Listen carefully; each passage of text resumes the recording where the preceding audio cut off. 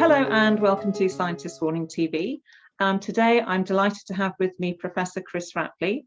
Chris has numerous accolades to his name, which include being Professor of Climate Science at University College London, and he's a member of the Climate Action Unit there. He's chair-elect of the European Science Foundation's European Space Sciences Committee, and his previous posts include Director of the Science Museum, London, and Director of the British Antarctic Survey. Chris was awarded a CBE by the Queen in 2003. So welcome, Chris, and thank you so much for taking the time to talk with me on a bank holiday Monday here in England. Happy to do so, Alison. Super. So Chris, you have a very distinguished educational and career record. You started life as a physicist and you did a PhD in X-ray astronomy. It seems to be quite a transition from physics, from the formal sciences to climate sciences and where you currently are. So I wondered if you could tell us a little bit about that particular journey you've been on and what fueled your interest in climate science and the climate breakdown that we're currently seeing. Well, it's true that my career has followed a slightly unusual route, but there have been some common threads throughout.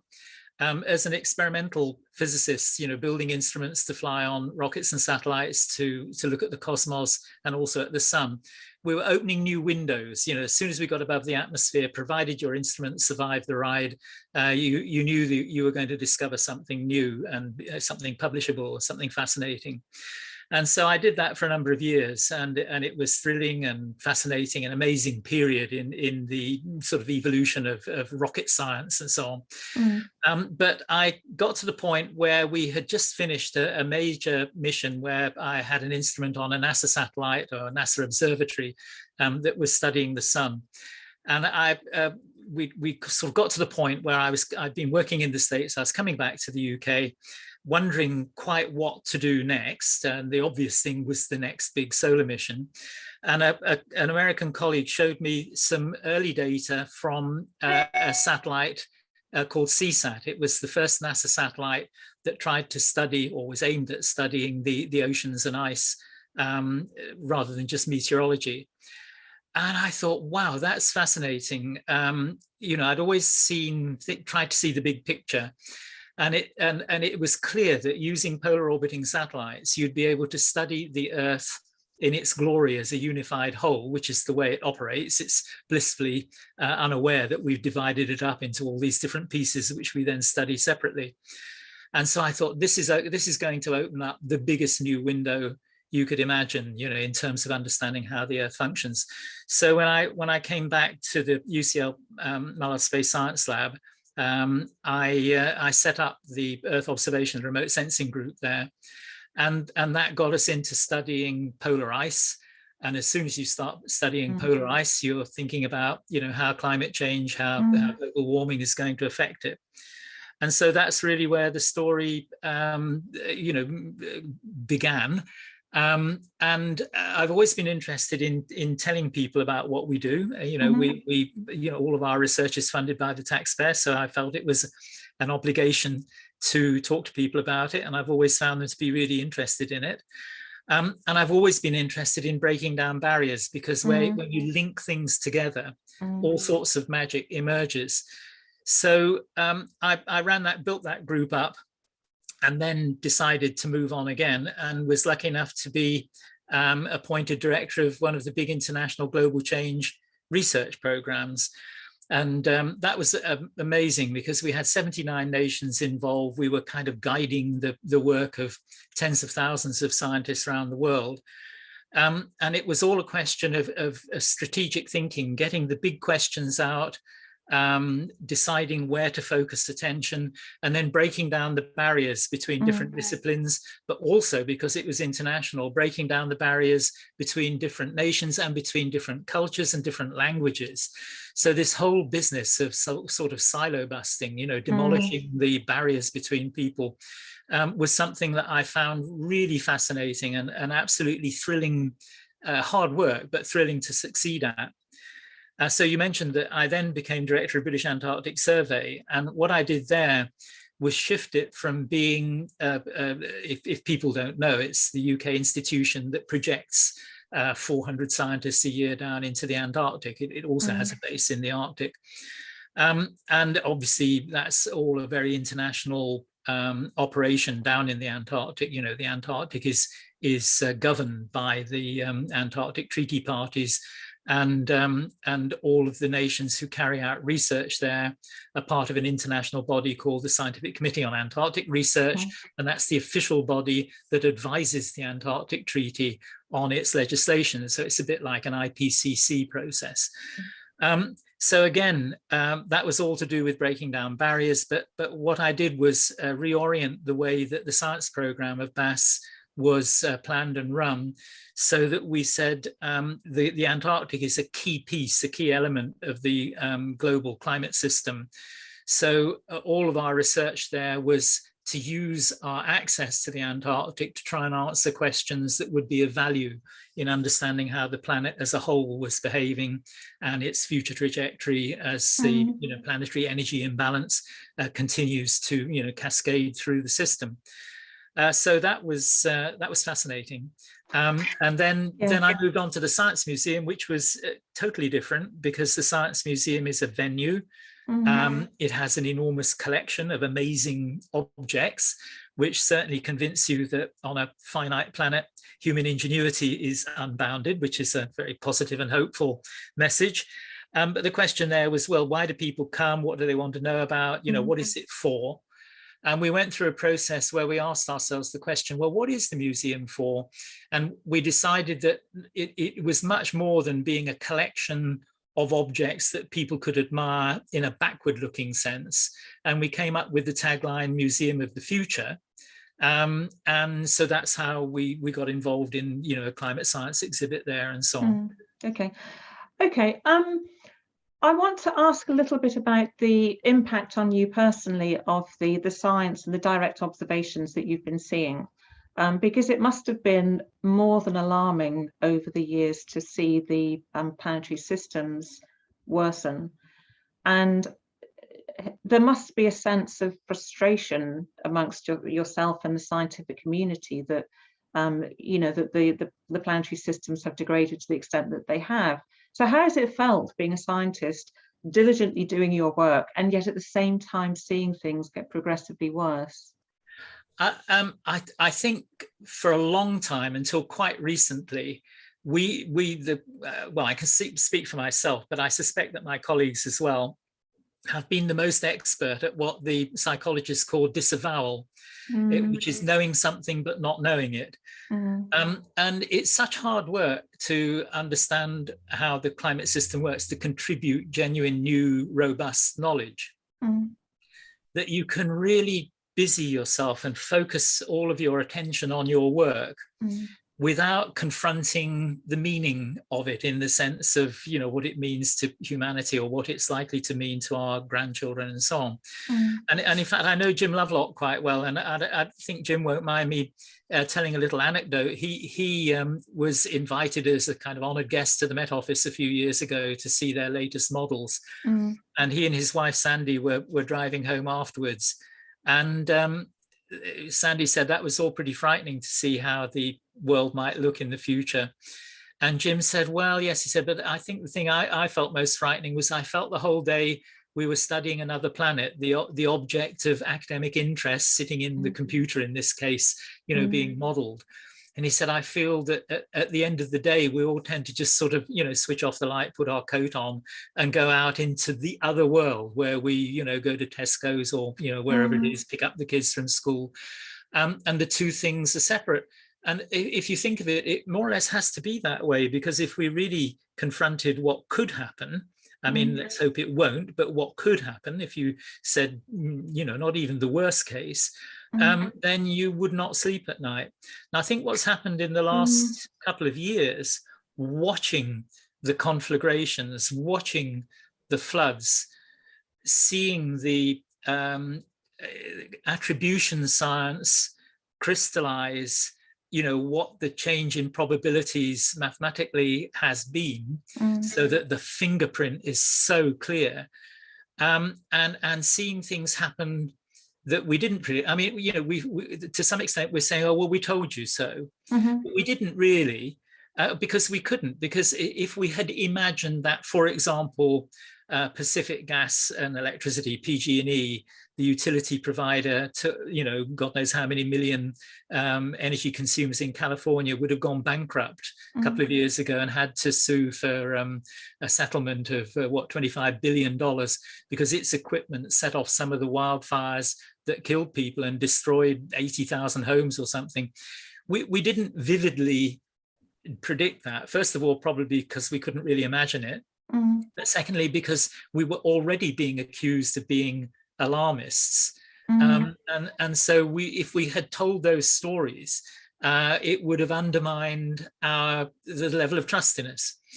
So at the end of the day, how do we feel? I think over the last couple of years, that ability to separate the two planets, the one we study and the reality, has now become impossible. I think now we're having to confront it. And I think a lot of us are feeling very disturbed by it. I think we're all suffering a degree of climate distress. Yes, and it's no surprise. It's no surprise. And, my heart goes out to scientists like yourself, because you've lived and breathed this for a very long time.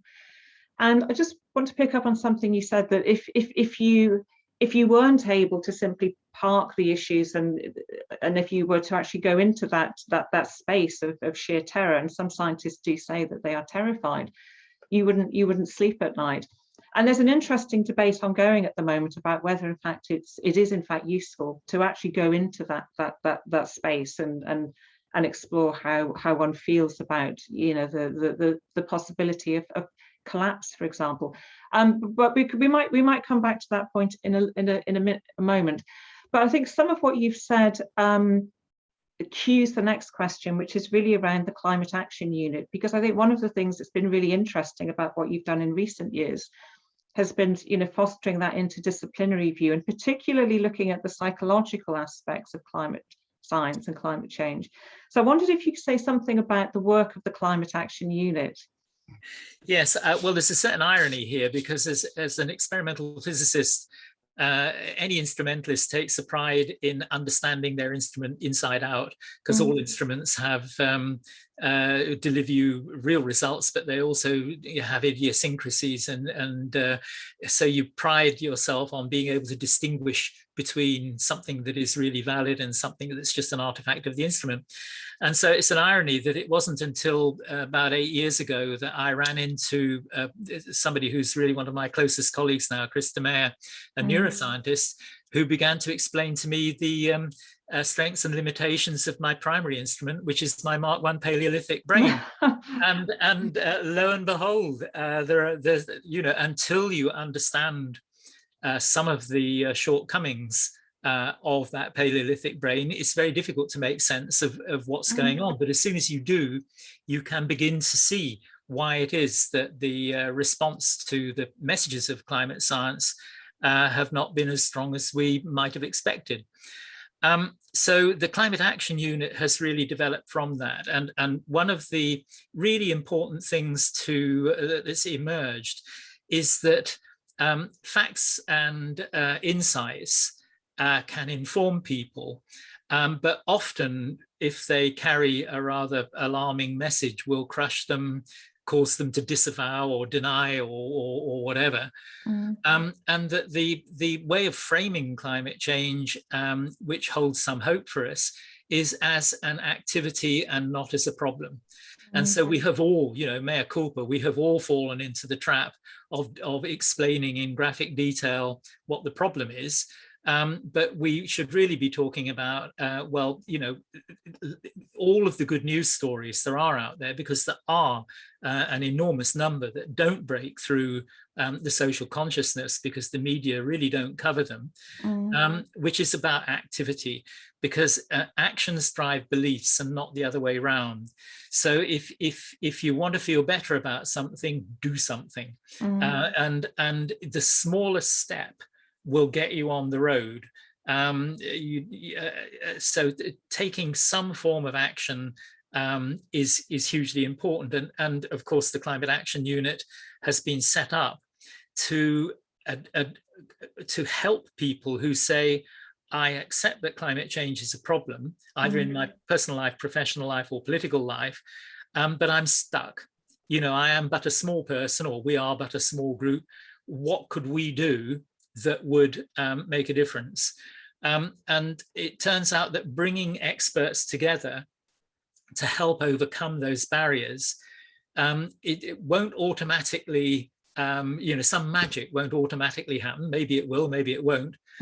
But if you guide that interaction between people who know things and people who need to know things in order to be able to act, if you guide that, you can make that process much more effective. And that's really what the Climate Action Unit is all about.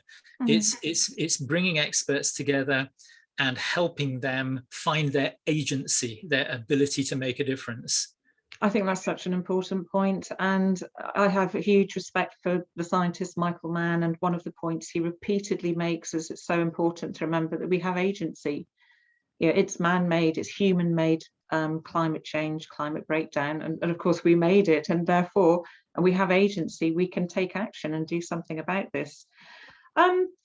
As an individual, you have many strings to your bow, and I was intrigued to note that you co-wrote a one-man play, 2071, with the playwright Duncan Macmillan, which you performed at London's Royal Court Theatre in November 2014. It seems a rather unusual thing for a scientist to do, if I may say, but I wondered if you could tell us about this play and your motivations for doing it. Well, I'd said before that I've always been interested in telling people about our science, and I've found that people are interested. And I'd come to realize that as a scientist, you are not trained in telling a narrative, a narrative arc, something that will capture people and take them through a story. We tend to deliver facts and graphs and information and so on, which is fine when we're dealing with other people who have the collateral knowledge to be able to, accept that form of delivery.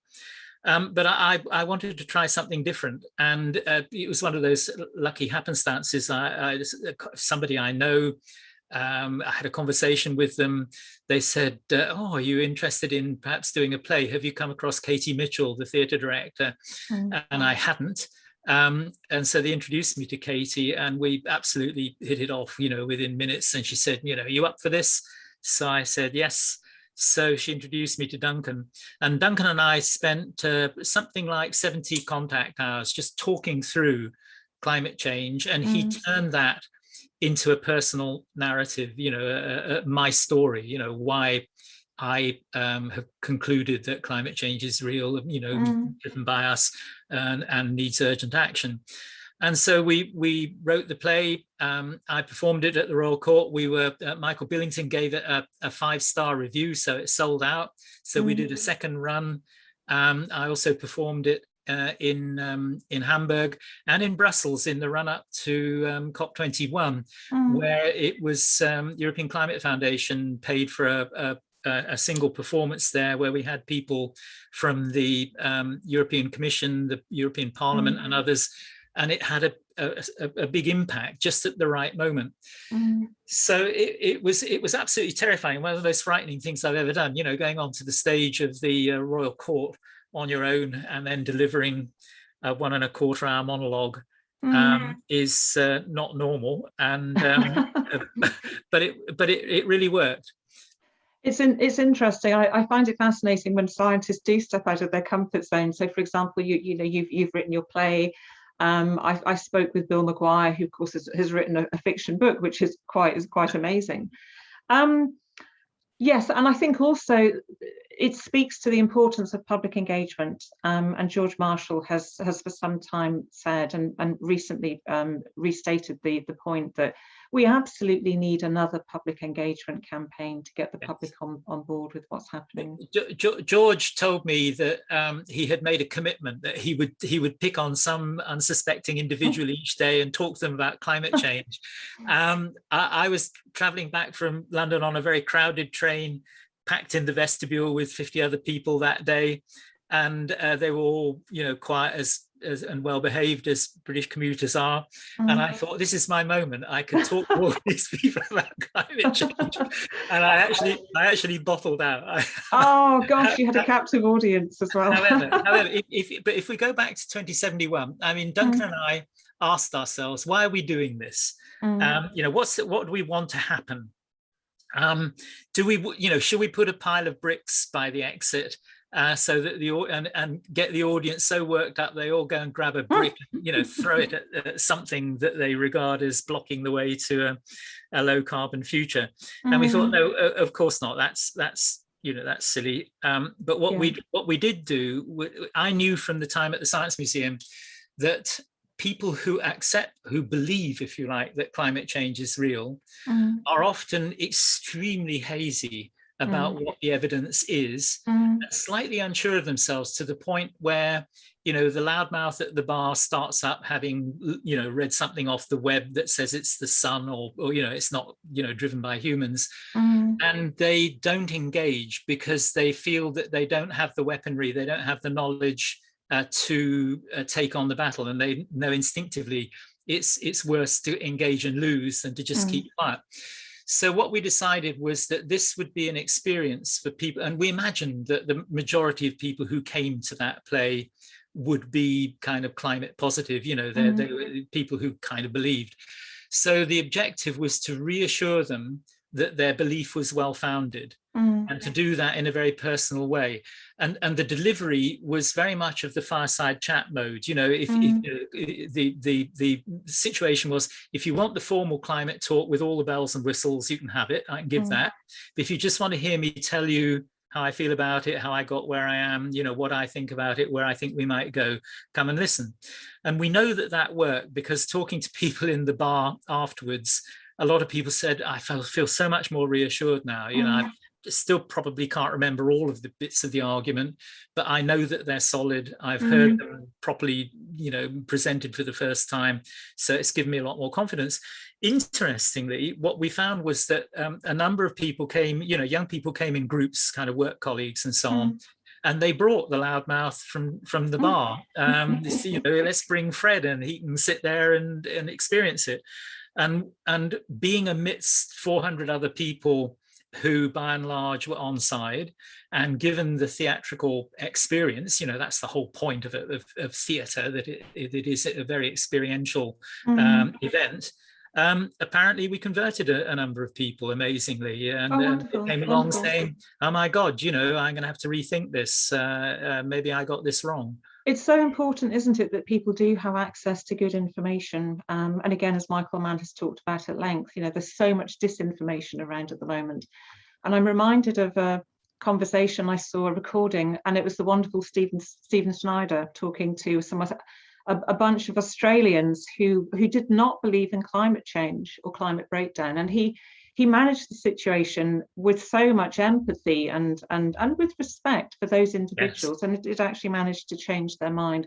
But and I also just want to pick up on something else you mentioned about the play and about the brick, and about people wanting to get a brick and hurl it at those organisations they see as impeding us in our journey towards a net zero future. And of course, the fossil fuel companies and fossil fuel organisations are largely seen to be culprits. And there is controversy at the moment, as I'm sure you're aware, around, you know, for example, universities coming under pressure to divest from fossil fuels from their associations with organisations. It's impacting museums such as the Science Museum too. I wondered what your view is on the role, if you like, of fossil fuel organisations in the future, given that they have for decades funded campaigns of disinformation, deflection, delay, and so forth. It's a really tricky issue, isn't it?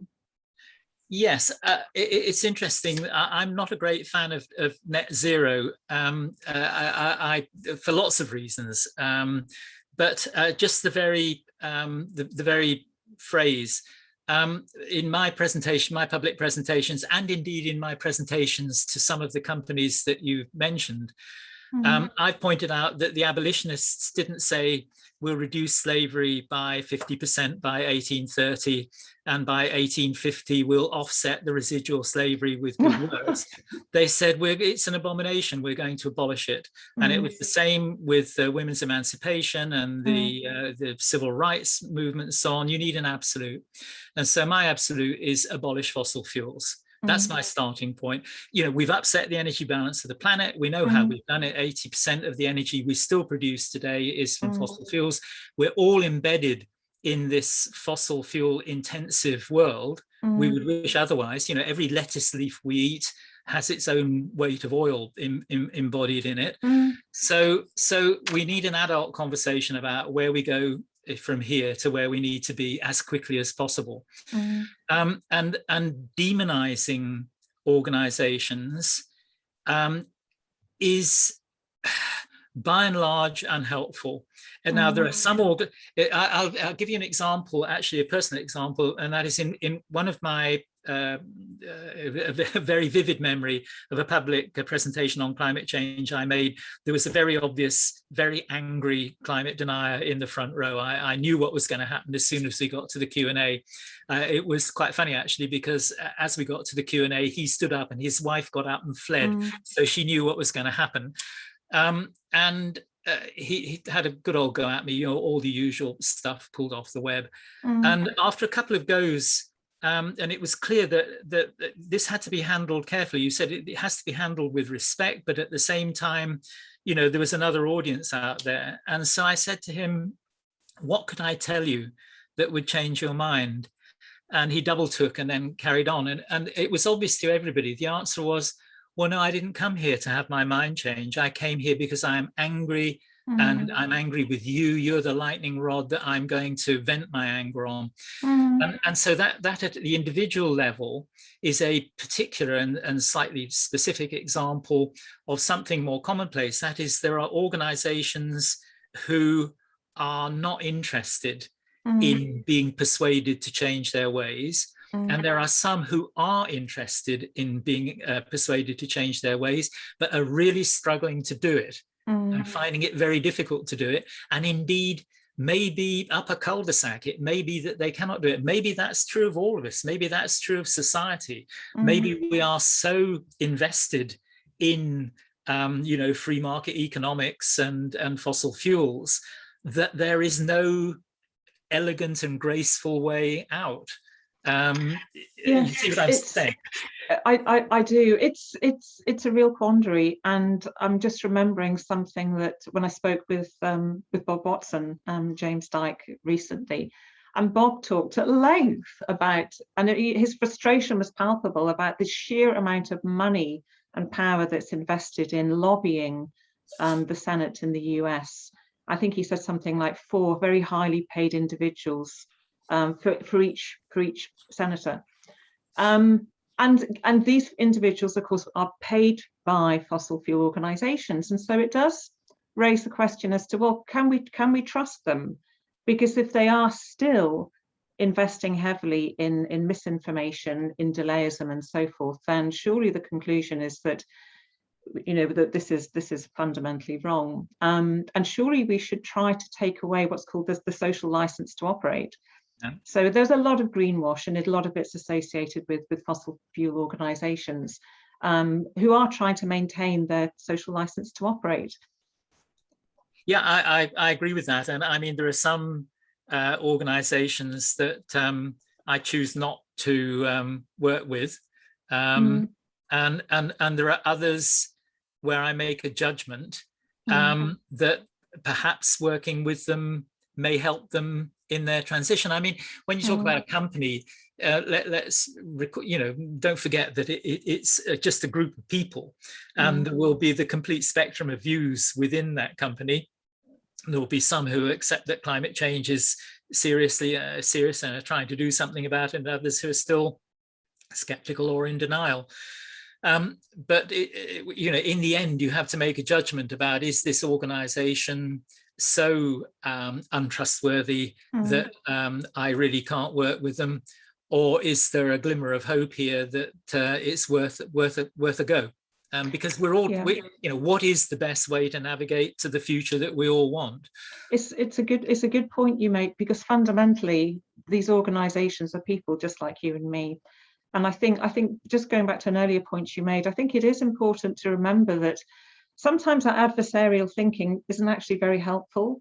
It's worse than that. We are all disposed to think of ourselves as heroes or heroines, and to be morally outraged at the other tribe.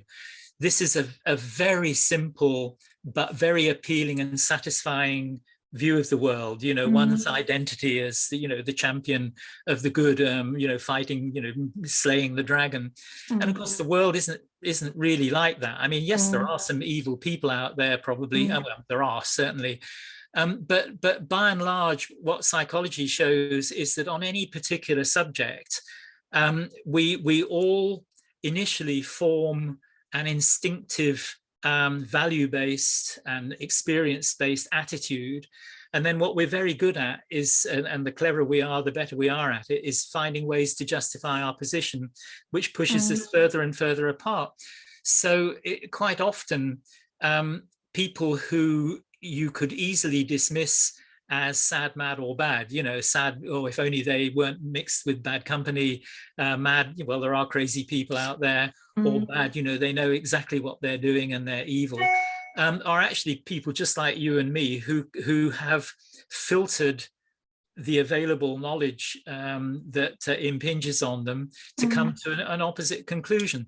And but having arrived at that conclusion, it's desperately difficult to draw them back up to the point where you might be able to shift them.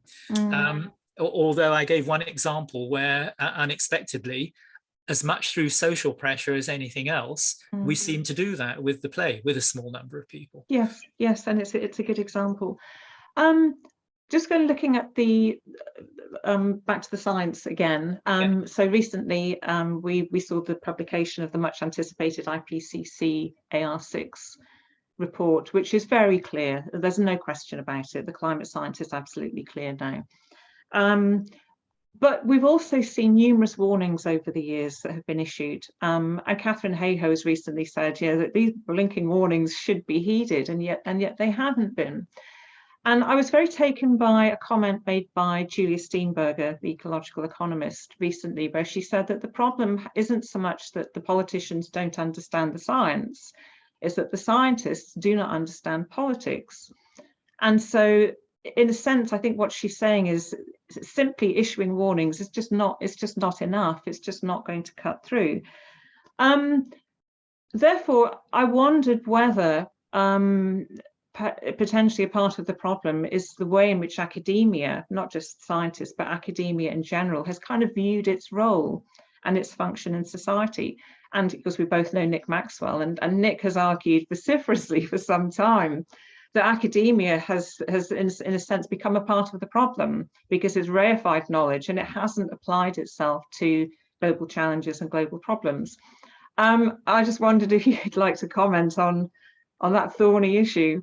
Well, you kind of, it's singing my song, really. In a box file somewhere over there, I've got a paper from probably 15 years ago that says the problem isn't that the politicians don't understand science. It's equally as much that the scientists don't understand politics.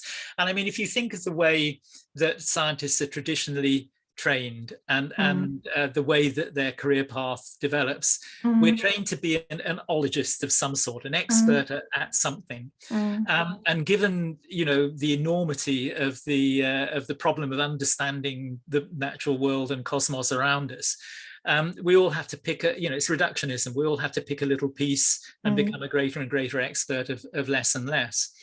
And so there is this tendency to become, for myopia to take over, and for your capacity to publish, your self-esteem and the esteem of your colleagues, your career path, your ability to get funds, all to do with novelty in some relatively small area. So try and publish something when it's already been discovered, even though your work may be absolutely meticulous.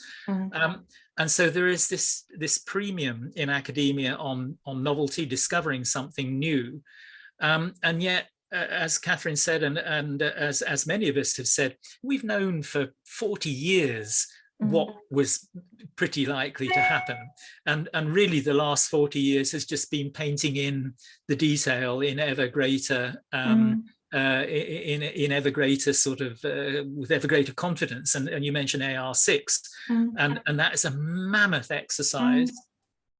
One can't say it's not useful. Of course it's useful. It gives ever more robust evidence, but to some extent it misses the point, because for 40 years we've known that politically and economically that message is just bouncing off. It is not being delivered in a way that has captivated and galvanized action where it matters. We need to transform the way we power, finance, and govern the modern world of 8 billion people.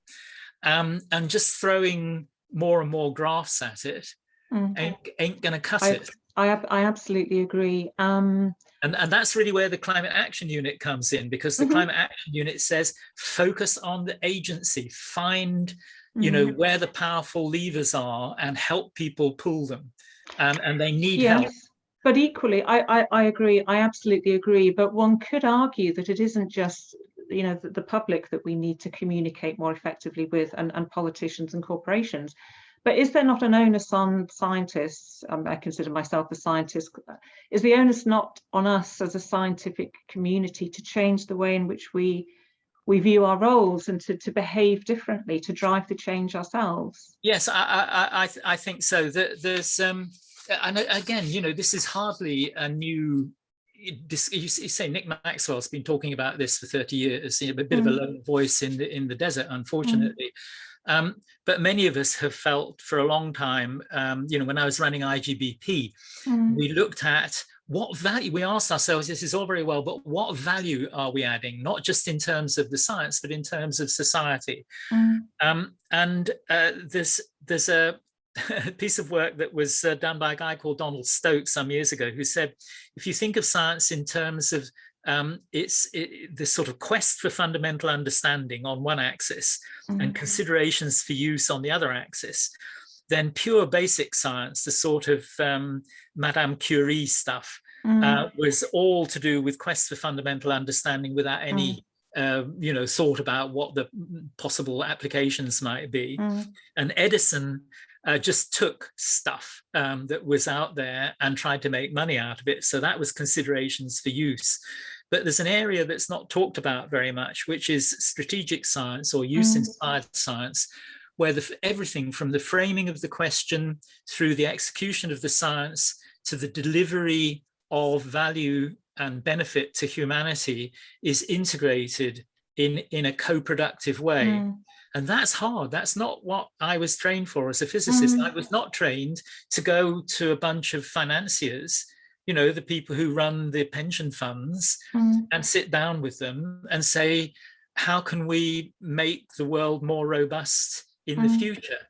That wasn't what I was trained to do. And it requires a completely different set of skills and insights to do that, which is where it's why I spend so much time with neuroscientists and marketeers and narrative specialists and strategic thinkers and people at the intersection between the science and arts communities now, because that's where humanity resides, and academia somehow has floated off. I mean, people talked about ivory towers, and I was a bit of an unhelpful euphemism, but actually you could argue that there is a very unfortunate degree to which the pursuit of knowledge has become separate from society. Yes, absolutely.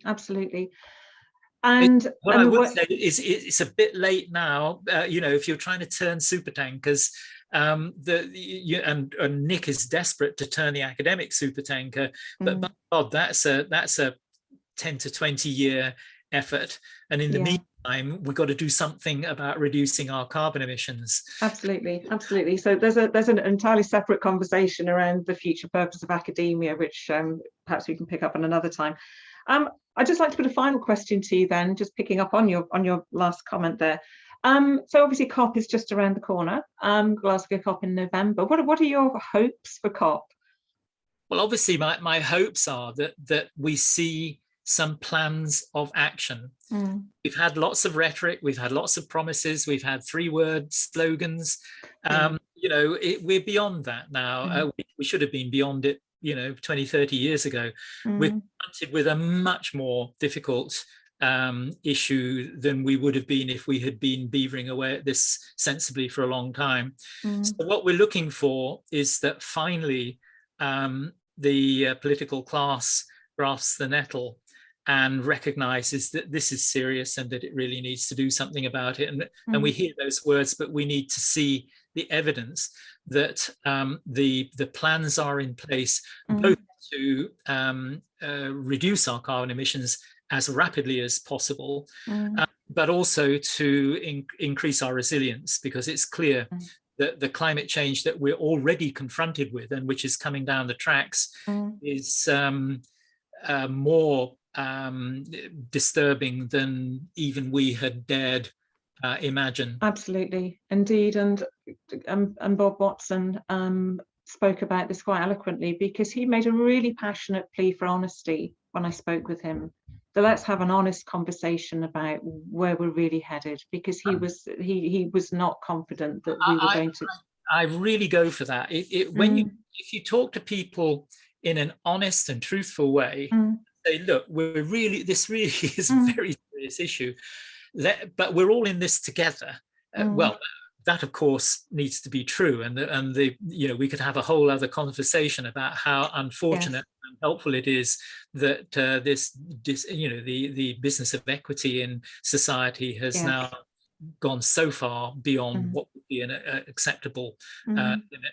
But we're all in this together. So, let's all have an adult conversation about how we move forward from here. We need leadership. We need I won't say trusted voices, because we know that politicians, for good reason, are deeply distrusted at present, but we need powerful voices to say, you know what, time to roll up our sleeves and get on with this and start doing it properly.